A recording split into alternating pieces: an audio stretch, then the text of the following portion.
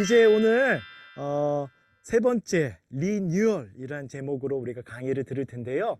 제가 강사님 소개하고 함께 우리 강의 듣도록 하겠습니다. 예배자들에겐 항상 이런 고민들이 좀 있습니다. 그건 뭐냐면요.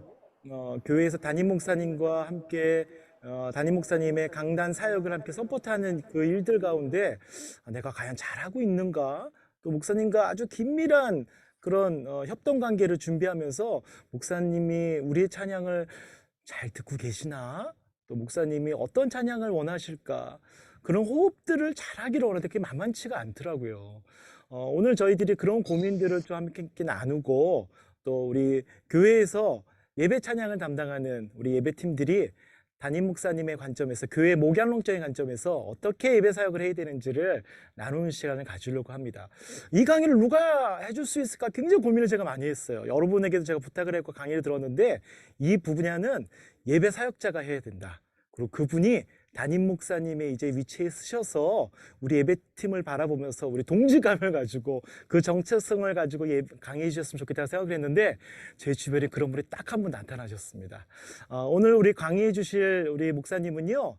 예전에 찬양인도자학교의 교육팀장도 역임하셨고요.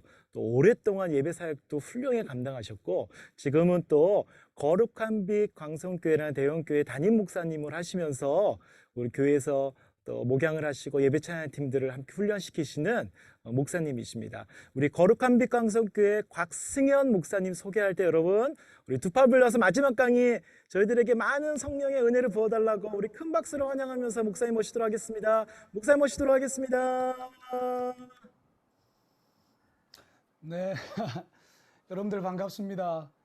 네, 저는 경기도 고양시에 있는 거룩한 빛 광성교회를 담임하고 있는 곽승현 목사입니다.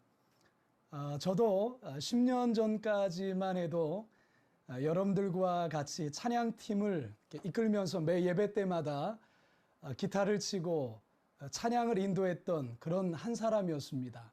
소위 여러분들과 업종이 같은 사람이라 할 수가 있겠습니다. 그리고 백나궁 선교사님과는 20년 전부터 에즈37이라는 찬양인도자 학교에서 함께 스텝으로 섬기며 교제했는데요. 그 관계가 이렇게 지금까지 이어져 오고 있습니다. 이번 예배학교 강의를 하게 된 것도 사실 순전히 우리 백나궁 우리 선교사님과의 이런 관계 속에서 또 특별히 코로나 상황 속에 많이 힘들어하고 있는 우리 찬양팀들을 어떻게 하면 도와줄 수 있겠는가, 저를 찾아오셔서 같이 그런 고민들을 나누는 가운데 오늘 이러한 시간 또한 여러분들과 갖게 되었습니다. 어쨌든 여러분 코로나 상황 참 계속 길어지고 있는데요.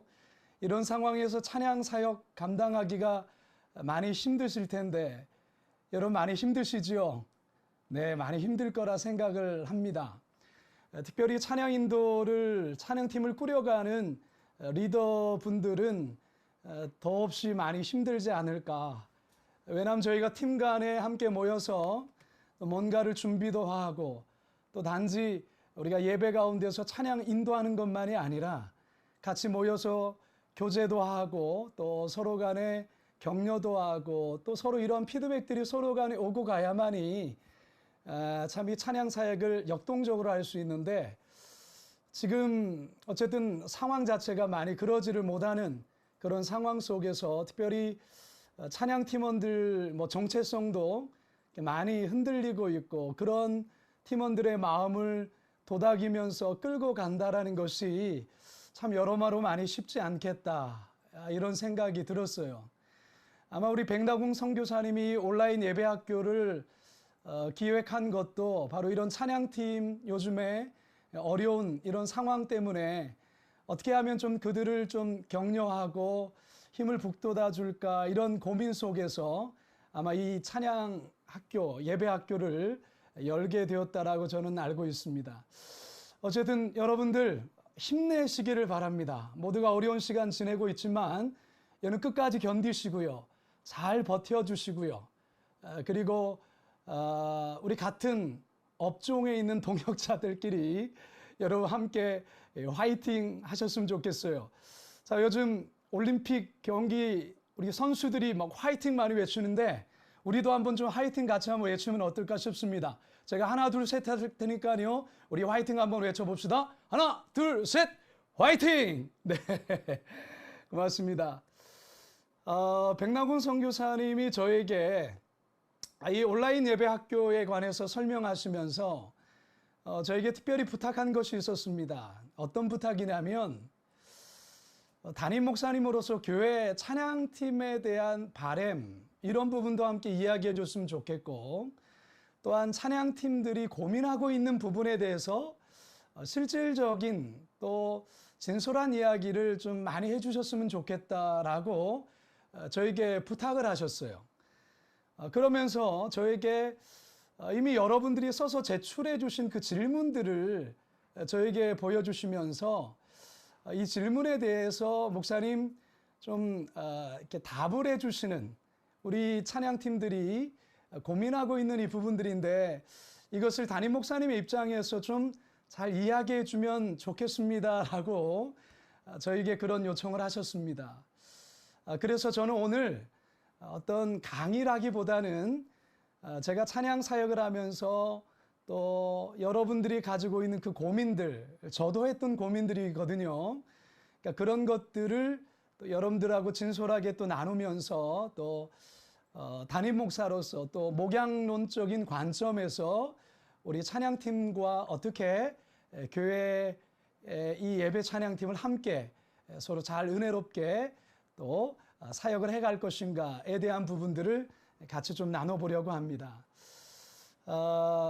오늘 제가 여러분들 그 강의 제목을 교회에서의 건강한 찬양 사역이라는 제목을 정했고요. 여기에 소제목을 제가 이렇게 또 달았습니다. 소제목은 뭐냐면 소통하는 예배자, 소통하는 찬양팀이라는 소제목입니다. 제가 왜 소통이라는 주제를 잡았냐 하면 사실 여러분들이 써서 저에게 주신 그 고민의 많은 부분들이 그리고 지금의 여러 많은 예배 찬양팀들의 고민들이 바로 이 소통에 관련된 문제라고 제가 나름 판단이 되었습니다. 여러분 우리가 예배를 정의할 때 뭐 예배에 대해서 우리가 뭐 예배학적으로 또 여러 가지 신학적으로 여러 가지로 정의해 볼 수가 있지만 저는 예배를 이렇게 정의해 보고 싶습니다. 예배란 하나님과 그의 백성 간의 영적 소통이라는 이런 정의, 이렇게 표현하고 싶다라는 것이죠. 그러니까 예배를 통해서 하나님과 교감하고 교류하고 우리의 마음을 예배를 통해 표현하는 것 아닌가라는 것이죠. 그래서 우리가 요한복음 4장의 말씀, 예수님께서 예배에 대해서 설명한 그 본문을 우리가 보게 될 때 사실 이 본문 또한도 자세히 들여다보면 바로 이 소통이라는 주제로 이 부분을 좀 설명할 수 있겠다는 생각이 들었습니다. 예수님 당시의 예배를 예수님이 평가하고 지적했던 부분이 바로 하나님과 소통하지 않는 예배, 일방적인 예배에 대한 지적이었습니다. 여러분도 잘 알다시피 예수님 당시 팔레스타인에서 행해졌던 두 가지의 예배 형태가 있었죠. 하나는 그리심산에서 사마리아인들이 드렸던 예배였고요. 또 하나는 예루살렘 성전에서 유대인들이 드려졌던 예배였습니다. 그런데 이들 모두에게는 근원적인 문제가 있었죠. 바로 하나님과 소통하지 않는, 하나님과 소통되지 않은 예배의 문제가 있었던 것입니다. 먼저는 사마리아인들이 드리는 예배를 볼 때 그들의 예배에 대해서 예수님의 진단은 이것이었죠. 우리 한번 요한복음 4장 22절을 한번 보시면 너희는 알지 못하는 것을 예배하고 우리는 아는 것을 예비하노니라고 우리 예수님 말씀하셨습니다. 예수님께서 사마리아인들이 드리는 예배에 대해서는 알지 못하는 것을 예배한다라고 말씀하셨어요. 왜 이런 말씀을 하셨었던 걸까? 여러분들 사마리아인에 대한 역사적인 기원에 대해서 여러분 잘 아실 거예요. 기원전 721년경에 아수르에 의해서 북이스라엘이 멸망하고 아수르의 혼혈 정책에 따라서 그때에 생산된 혼혈인들이 바로 사마리아인들이었죠. 이들은 유대인적인 것도 있었지만 이방인적인 요소도 함께 뒤섞여 있던, 그래서 이들의 예배가, 이 예배에 이 같은 모습이 고스란히 담겨져 있었습니다. 이들은 예루살렘 성전에서 예배할 수 없었기 때문에 자신들이 나름 신령하게 여기는 그리심산에서 예배를 드렸죠. 사마리아인들은 모세 오경만을 정경으로 인정하였기 때문에 사실 이들의 예배는 항상 불완전한 진리 속에서 드려졌다는 것입니다. 그리고 여기에 이방신의 제사는 이교적인 요소도 함께 뒤섞여져 있었습니다. 그래서 이들의 예배는 광적일 정도로 대단히 열정적이었지만 정작 무엇을 위해, 누구를 위해 그 방향이 상실된 그저 열정만이 있는 혼잡한 예배였다라는 것입니다. 자, 이에 반해서 유대인들이 드렸던 예배는 우리 예수님은 아는 예배라고 말씀하시는데, 무엇을 안다라는 겁니까? 그렇죠? 모세의 율법에 의해서 유대인들에게 알려졌고 그 지시에 따라서 1000년 이상을 그 형식대로 그들이 하나님께 예배해서 아는 예배라고 했죠. 그들은 또한 예루살렘 성전에서 드렸던 예배였습니다. 그러나 이들 예배는 항상 반복해서 드리는 약간의 기계적인, 무미건조한 생명력이 없는 예배였던 것입니다. 왜 그렇습니까? 진리 대신 예수 그리스도가 빠져 있었기 때문에 그렇습니다. 어쨌든 이 또한 일방적인 예배, 하나님과의 진정한 소통이 없는 예배였기 때문에 예수님께서 그들의 예배를 진단하시면서 예수님이 제시한 예배는 어떤 예배입니까? 이런 예배였죠. 요한복음 4장 23절 24절 같이 한번 읽어볼까요? 시작. 아버지께 참되게 예배하는 자들은 영과 진리로 예배할 때가 오나니 곧 이때라. 아버지께서는 자기에게 이렇게 예배하는 자를 찾으시느니라. 하나님은 영이시니 예배하는 자가 영과 진리로 예배할지니라. 여기서 중요한 것이 영과 진리라는 것이죠. 영, in spirit, 성령 안에서 성령에 따라 라는 말입니다. 진리 또한 진리 안에서 진리에 따라서, 즉 진리 대신 예수 그리스도를 따라서 성령 안에서 진리에 의해 드리는 예배가 바로 하나님과 교통하는, 하나님과 소통하는 예배라고 우리 예수님께서 말씀하셨습니다. 자, 그렇다면 여기서 아주 중요한 사실은 뭐냐면 영이신 하나님과 소통하는 예배를 드리려면 여기 전제가 깔리는 게 뭡니까?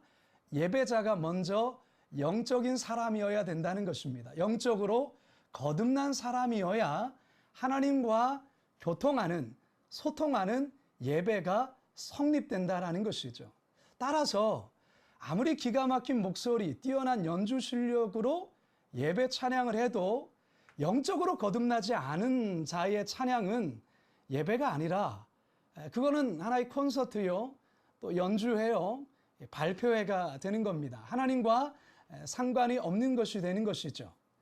제가 이제 곧 설명하겠지만 찬양 인도자나 연주자나 싱어나 가장 기본적인 전제 조건은 그들 모두가 하나님과 영적인 소통, 교제를 하는 자인가, 영이신 하나님과 교통하는 자인가, 거듭남을 체험한 자인가, 바로 이 부분이라는 것입니다. 이게 찬양팀으로서 교회 예배에 부르신 그 부르심을 감당할 수 있는 기본 조건이라 할 수 있습니다. 다시 말해 하나님과 소통하는 예배자라 할 수가 있겠습니다. 여러분들이 써내신 11개의 질문을 제가 이렇게 봤습니다. 11개의 질문을 쭉 보니까요, 모든 질문들이 다 소통에 관한 이야기였습니다. 여러분, 소통이라는 말, 제가 굳이 설명하지 않아도 여러분 잘 아시는 말이죠. 서로 막힘이 없이 잘 통한다라는 기본적인 뜻을 가지고 있는데요. 여러분, 예배 찬양팀은 어떤 자들일까? 제가 여기서 여러분들에게서 예배 찬양팀의 역할, 저는 이렇게 한번 정리해 봤습니다. 예배 찬양팀은 어떤 역할을 하는 자인가? 부르신 교회의 예배에서 찬양을 통해 성도들을 하나님과 소통케 하기 위한 브릿지, 다리, 이게 바로 여러분 교회 예배 찬양팀의 바로 역할이라고 저는 생각을 해봅니다. 정체라고 말씀드리고 싶습니다.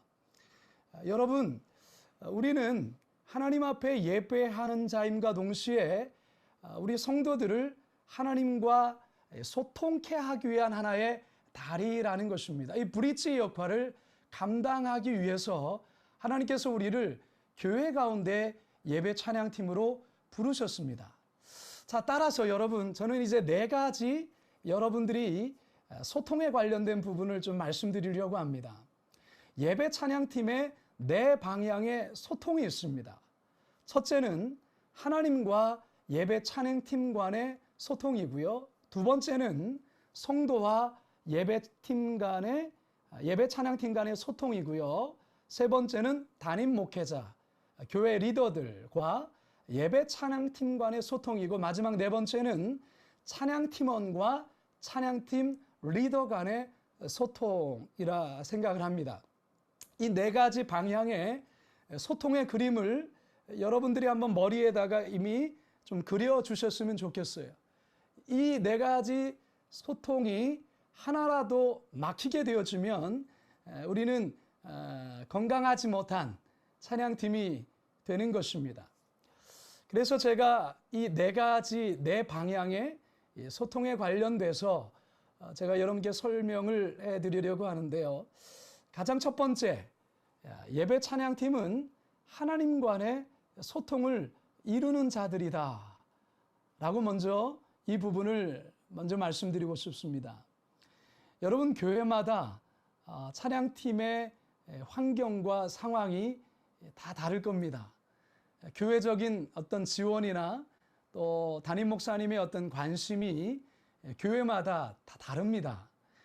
여러분의 교회 예배 찬양팀이라면 이 부분을 가장 먼저 한번 점검해 보시고 싶은 게 바로 이런 어떤 다 각자의 다양한 환경 속에서 여러분들이 섬기시는 교회의 찬양팀은 어떤가?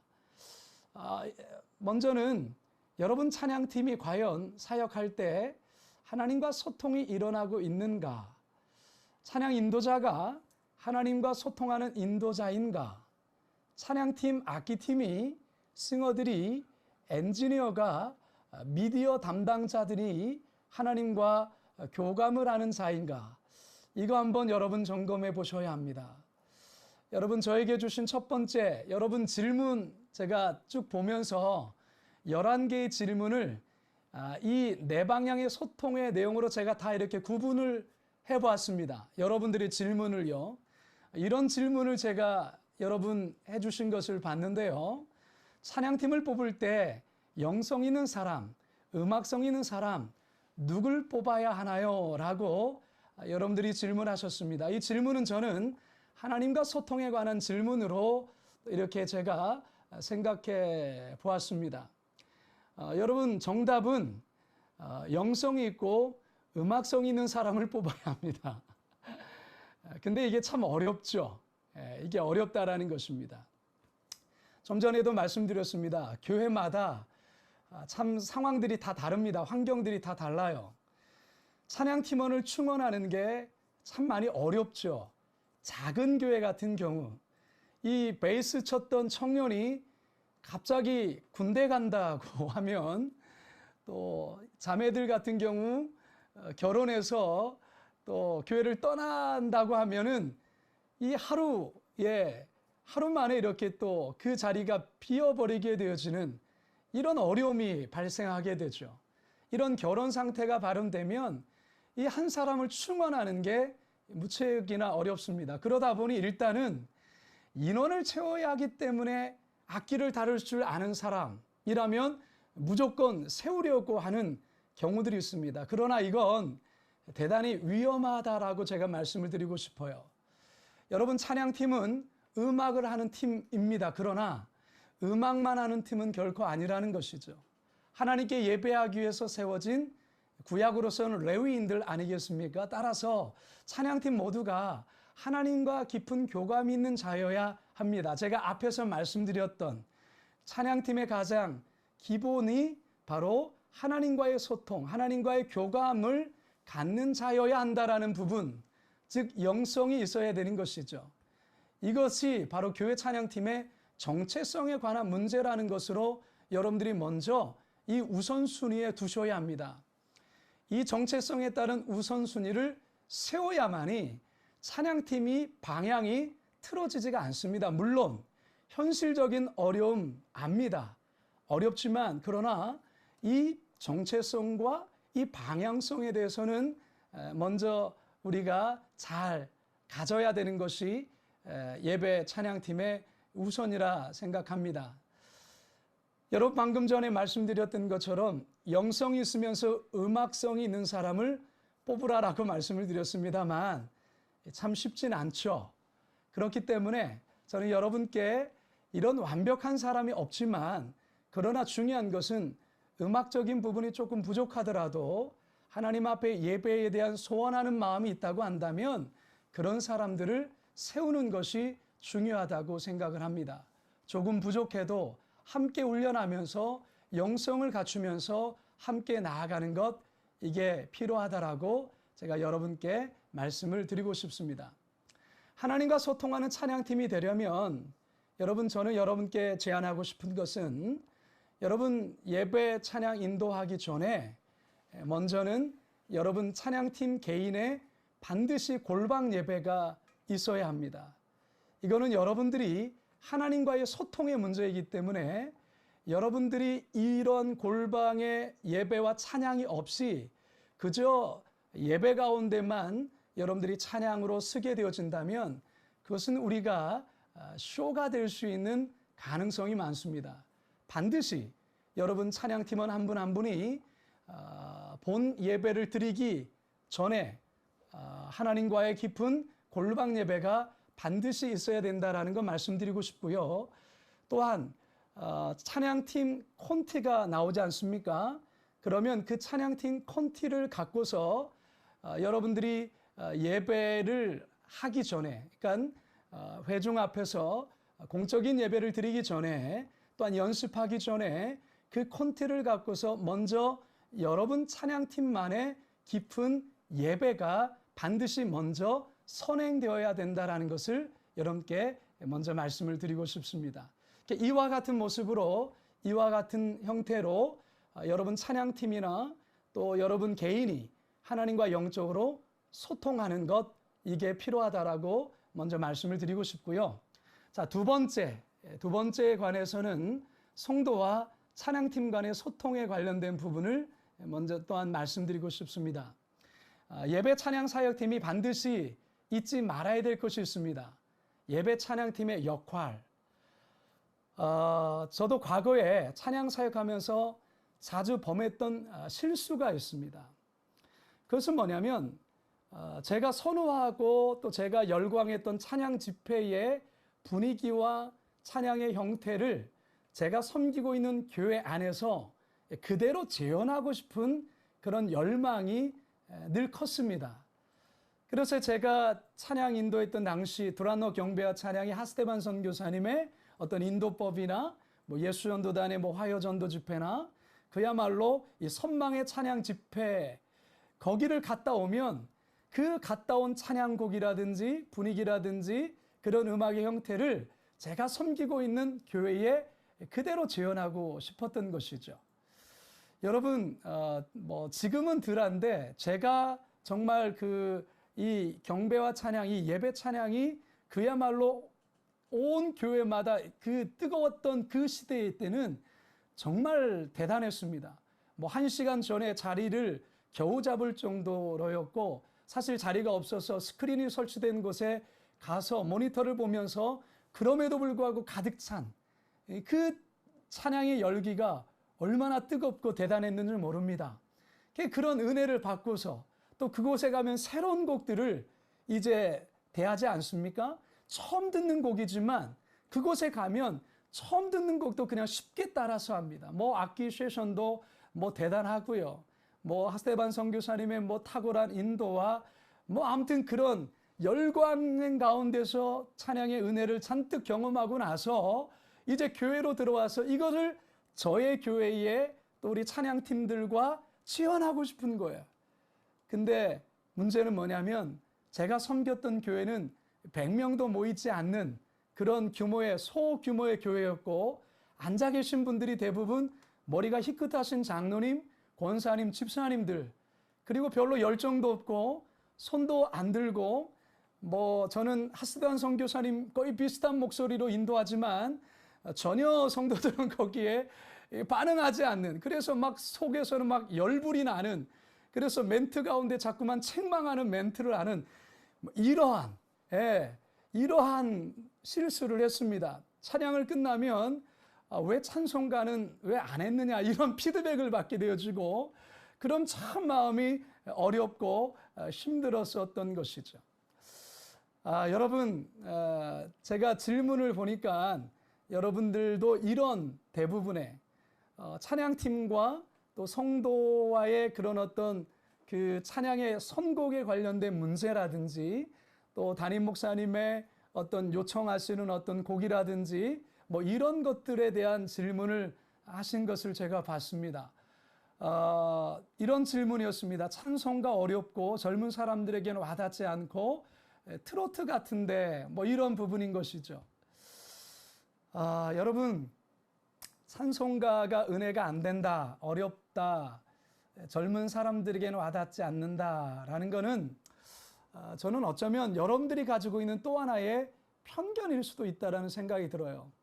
찬송가이기 때문에 은혜가 안 된다, 그렇다면 곡이 빠르고 또 청년들 집회에서만 이렇게 자주 불러지는 그런, 또 그리고 새로운 신곡만이 은혜가 된다라는 이런 부분은 찬양에 대해 이해부터가 잘못 설정된 것이라 생각을 합니다. 찬송가 자체에 대한 약간의 거부가 솔직히 우리 젊은 사람들에게 좀 있습니다. 분명 이렇게 질문해 주신 것처럼 약간 트로트 분위기가 있죠. 그런데요, 여러분들 중요한 것은 여러분들 교회가 그 찬양을 소화하는 데 있어서 어느 정도의 수준과 환경과 또 찬양에 대한 그 분위기가 어떤가를 여러분들이 충분히 숙지를 해야 된다고 생각을 합니다. 여러분, 보통의 교회가 연령대가 있지 않습니까? 젊은 사람들보다. 그래서 찬송가를 선호합니다. 사실 그분들에게는 찬송가가 대단히 은혜롭게 여겨집니다. 그런데 찬양팀이 그 싫다고 여긴다면 이 부분에 대해서 좀 갈등들이 있게 되어지는데요. 여러분 말씀드렸지만 찬양팀이 존재하는 이유에 대해서 우리가 다시 한번 깊이 생각해 볼 때 여기서 소통이라는 게 중요한 것 같습니다. 찬양팀은 회중들과 소통을 해야 합니다. 내가 좋아하는 것을 회중들에게 강요해서도 안 되고요.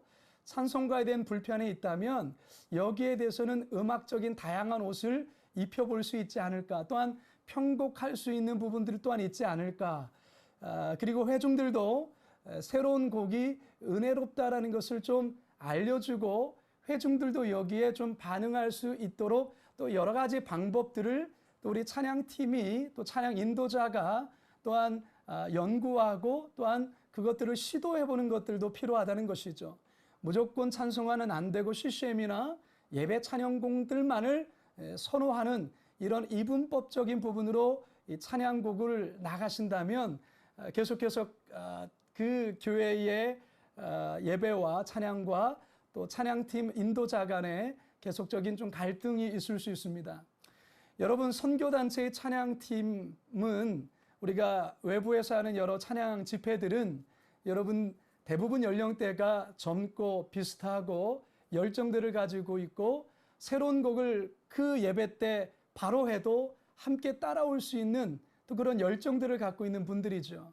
그런데 여러분 교회에 앉아있는 분들은 아직 거듭나지 않은 사람도 있고 또한 과거의 찬양에 익숙해진 분들도 있고 다양한 연령과 신앙의 그러한 수준들을 갖고 있는 분들이라는 것을 여러분들이 꼭 기억을 하셔야 됩니다. 그래서 그 교회 찬양의 수준을 파악하고 회중들의 연령대와 교회 문화적 환경과 곡에 대한 소화 정도를 살피고 또한 여러분들이 해야 될 아주 중요한 것은 뭐냐면 또한 여러분들 그 교회의 찬양의 수준들을 조금씩 여러분들이 높여가시는 지혜 또한도 필요하다라는 것입니다.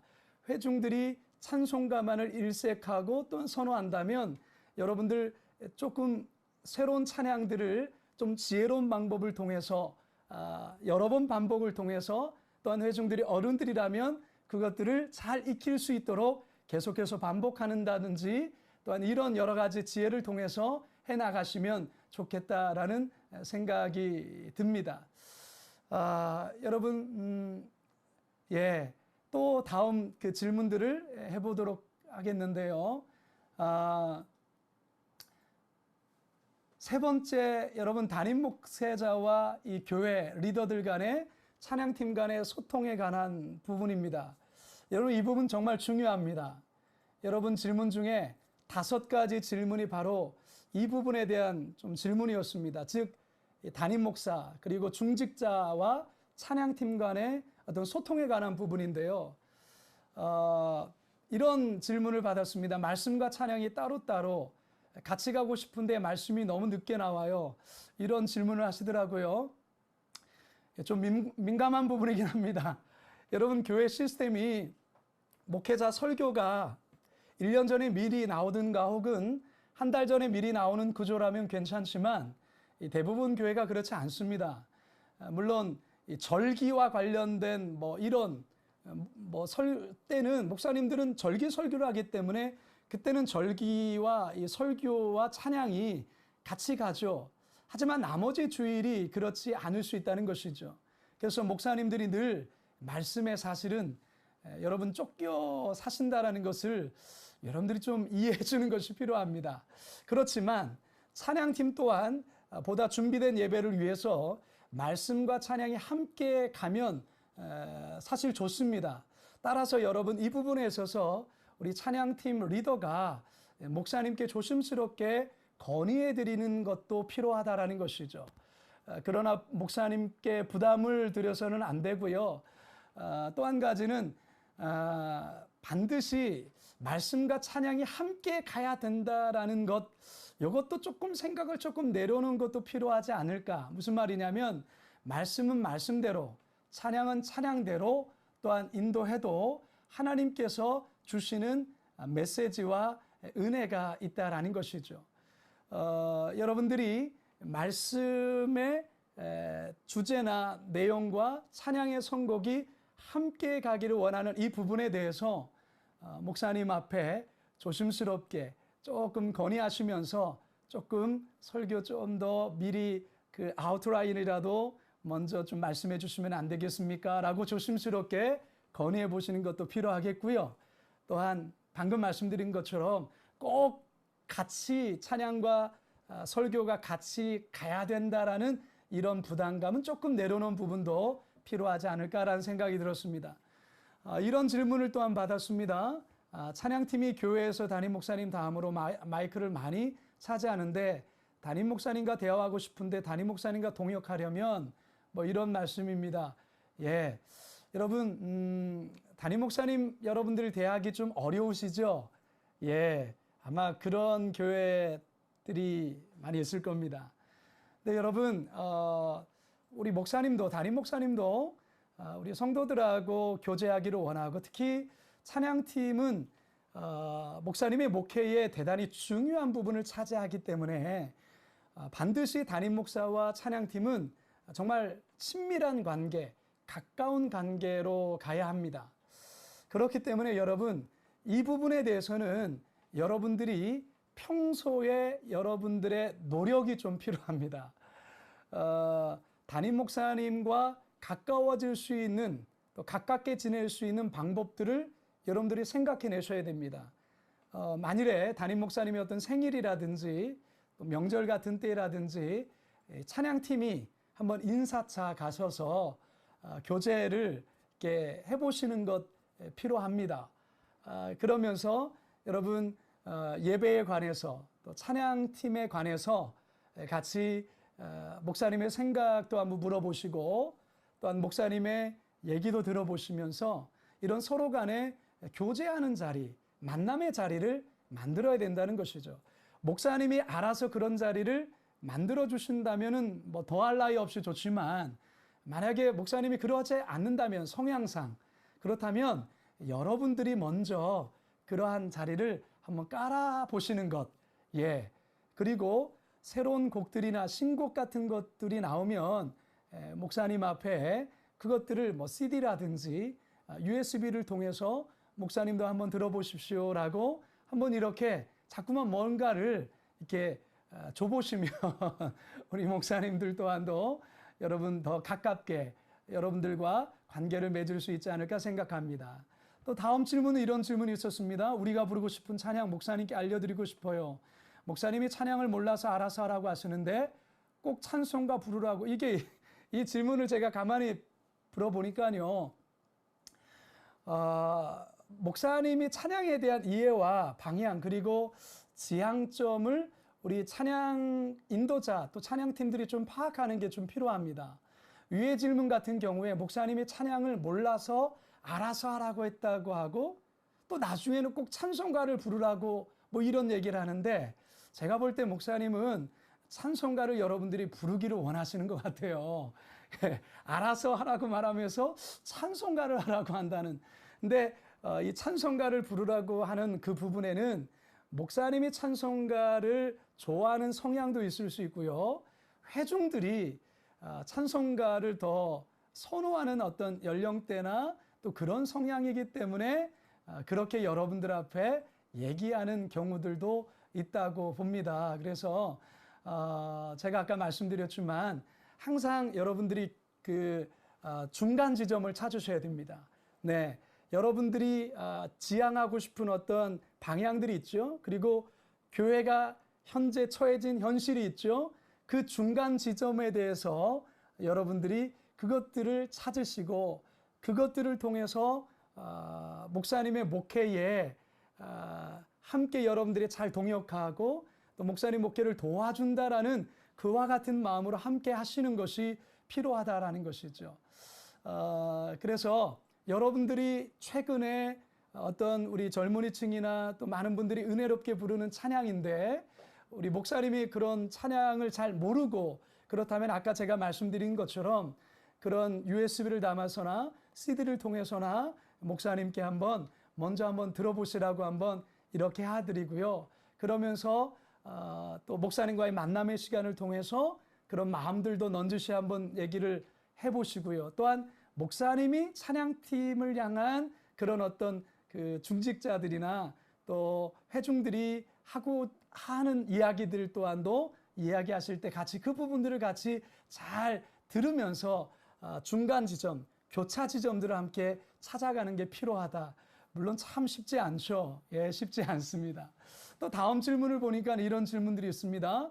담임 목사님과 친해지기 위한 전략, 중직자들과 친해지기 위한 전략. 예, 여러분 아까 계속 말씀드렸습니다. 예, 여러분들 뭔가 자꾸만 드려야 됩니다. 여러분들 좋아하는 찬송, 선곡한 것 나오시면 한번 목사님 한번 들어보세요. 이렇게 한번 자꾸만 그런 것들을 같이 나누시고 또 소통하는 자리를 마련하시면서 또 우리 찬양팀이 목사님의 목회를 이렇게 잘 섬기고 있다라는 부분들을 이렇게 자꾸만 어필하신다면 이러한 어떤 친해지는 그런 모습들이 나오지 않을까라는 생각이 듭니다. 네, 다음에는 우리 교회 찬양 사역자가 1년마다 바뀌는데 사역자에 따라 선곡이 너무 많이 변화됩니다. 우리 교회 찬양의 역사나 흐름에 맞는 선곡이 필요합니다. 이 부분에 대해서는 이 교회가 왜 1년마다 바뀌는 그 이유가 뭔가 이유가 있을 것 같습니다. 그리고 사역자가 선곡이 많이 바뀔 수가 있겠죠.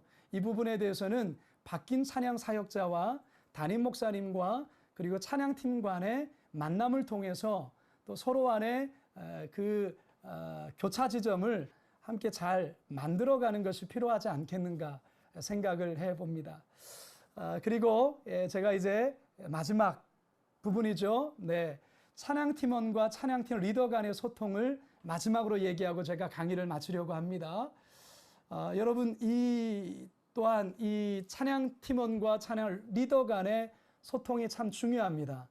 제가 많은 경우에 교회 찬양팀 가운데 바로 이 찬양팀원과 리더 간의 갈등 때문에 찬양팀이 와해되고 쪼개지는 것들을 많이 봤습니다. 리더와 찬양팀 간의 소통이 참 중요한데요. 먼저 찬양팀 리더는 찬양팀 안에 세 가지 요소를 잘 풀어가야 됩니다. 찬양팀 리더, 첫째는 음악적인 요소입니다. 찬양 사역은 음악을 기반으로 하는 사역이기 때문에 음악적인 부분에 있어서도 전공자만이 다 모여 있는 건 아니잖아요. 그렇지만 조금씩 발전해 갈 수 있는 이 부분에 대해서 우리 리더는 항상 고민하고 그런 부분들을 발전해 갈 수 있는 방법들을 찾아야 된다는 것이죠. 두 번째는 공동체성입니다. 여러분 찬양팀 가운데 찬양팀 간에 좋은 관계를 형성하지 않는다면 그 예배는 굉장히 무겁고 어려워집니다. 따라서 이 공동체 간의 좋은 교제와 관계를 위해서 어떤 리트릿이라든지 또한 서로 간에 뭐 지금은 코로나 때문에 어렵지만 서로 먹거리 만남의 어떤 같이 먹고 그리고 함께 놀고 교제하는 것 이런 게 참 필요하다 생각하고요. 마지막 세 번째는 이 영성에 관련된 부분입니다. 아까도 말씀드렸습니다. 찬양팀 리더는 찬양팀 원의 이런 영성의 부분을 항상 점검해보고 또 그것들을 항상 확인해 주시고 찬양팀의 영성을 조금씩 성장할 수 있도록 수준을 올릴 수 있도록 늘 같이 고민하시고 이 문제를 풀어가실 수 있어야 된다고 말씀을 드리겠습니다. 지금 저에게 허락되어진 시간이 사실은 40분인데요. 지금 거의 시간이 거의 조금 넘어가는 것 같은데요. 그래서 여러분들이 질문하신 질문 몇 개가 있습니다. 이것만 하고 이제 마치도록 하겠는데요. 찬양팀이 워낙 음악적인 팀이다 보니 목회자로서 양육하기가 참 힘이 듭니다. 어떻게 해야 할지 찬양팀 목양을 도와주십시오라고. 사실 찬양팀 인도하시는 분이 목양적인 부분 또한도 감당을 해야 되는 경우들이 있는데 이런 부분에 있어서는 좀 교회에 좀 도움을 요청하는 게 필요하다라는 생각도 듭니다. 찬양팀을 담당하는 목사님과 찬양팀 리더 간의 계속적인 소통을 통해서 이 영성적인 부분을 때로는 목사님 앞에 좀 부탁을 드리기도 하고 또한 분기별로라든지 때로는 어떤 특정한 시간을 통해서 담당 목사님이 오셔서 예배를 인도해 주실 수 있도록 그렇게 요청을 하시면서 또 찬양 인도자는 그런 어떤 찬양 그 팀원 간의 영성적인 부분을 찬양 담당 목사님에게 좀 도움을 구하시는 부분도 필요하지 않을까라는 생각을 해봅니다. 여러분 제가 여러분들 그 질문을 갖고서 나름 답변을 해주려고 좀 나름 애써 봤는데요. 이렇게 제가 여기까지 부분 말씀드리겠고요. 여러분들 이제 여러분들의 고민들을 직접 제가 한번 좀 듣고 또 대답해드리는 시간을 좀 갖도록 하겠습니다. 강의는 여기 이렇게까지만 좀 제가 마무리하도록 하겠습니다.